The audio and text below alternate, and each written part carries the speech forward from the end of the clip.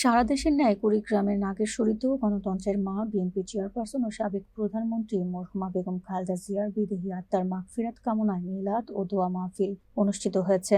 শুক্রবার ২রা জানুয়ারি বিকেলে মনিচর এলাকায় আল জামিয়াতুল ইসলামী এমদাদুল উলুম কওমি মাদ্রাসায় এই মাহফিলের আয়োজন করেন কুড়িগ্রাম জেলা বিএনপির আহ্বায়ক কমিটির অন্যতম সদস্য বিশিষ্ট কার্ডিওলজিস্ট ডক্টর মোহাম্মদ ইউনুস আলী।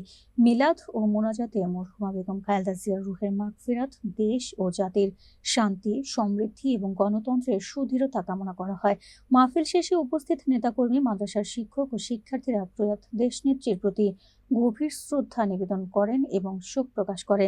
এ সময় উপস্থিত ছিলেন মতলব উত্তর উপজেলা বিএনপির যুগ্ম আহ্বায়ক শহীদুল ইসলাম, নাজির হোসেন মাস্টার, আশরাফুল আলম আপেল, উপজেলা বিএনপির সদস্য জাহাঙ্গীর আলম টুটুল সহ বিএনপি ও এর অঙ্গ সহযোগী সংগঠনের বিভিন্ন পর্যায়ের নেতাকর্মী, মাদ্রাসার শিক্ষক ও শিক্ষার্থীরা।